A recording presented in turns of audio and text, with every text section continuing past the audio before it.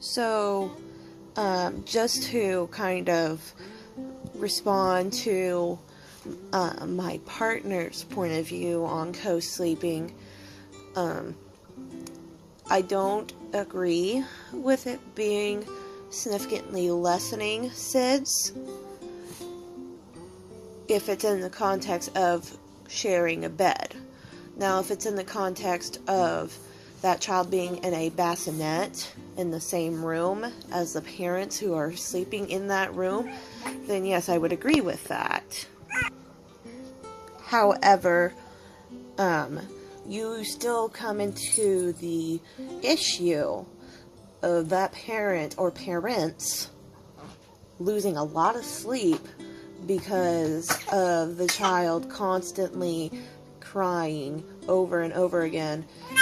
And then you wonder, though, into the aspect of the crying out method, which is a totally different can of worms, of why that can be detrimental to the child, or can help the child learn how to sleep throughout the night.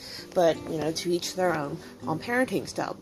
I'm not here to shame or bash anyone who co-sleeps or does the cry out method. That is not my intentions whatsoever.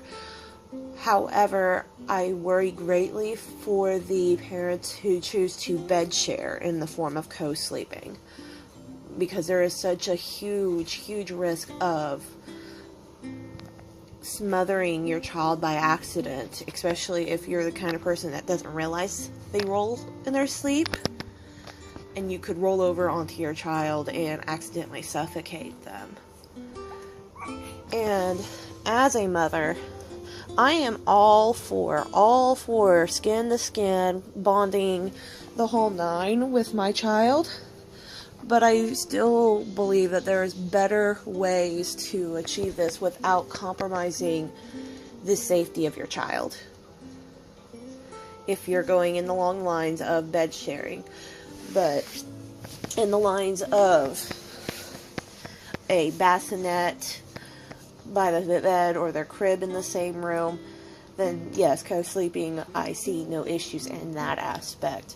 And it's very important that we make this indication of what we mean by co-sleeping, because people can misconstrue this and misunderstand or misuse, I should say, the information in the way it was not intended. But again, as a mother, I am very much about bonding with my child, but I want her to be safe. I want her to, be breathing when I wake up, and not be afraid that my child will be unresponsive. And in the case with SIDS as well, a child can die of SIDS without co-sleeping. It is called sudden infant death syndrome for a reason. It's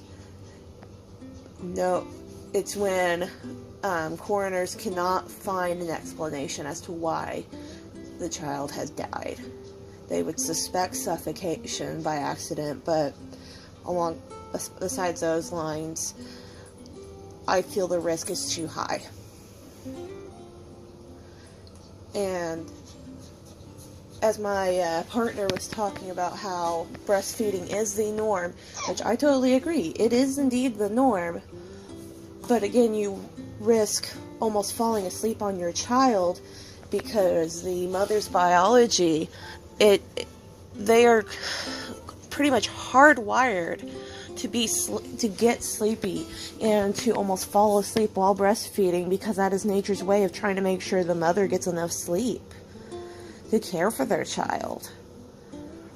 So again, you're running into that situation of, do I want to almost accidentally drop or smother my baby just to get a little bit of extra bonding at night when I have other avenues that I could get this through? So, in my opinion, you just need to weigh what works best for you, what works best for your child, and what you feel is safest for your family to do.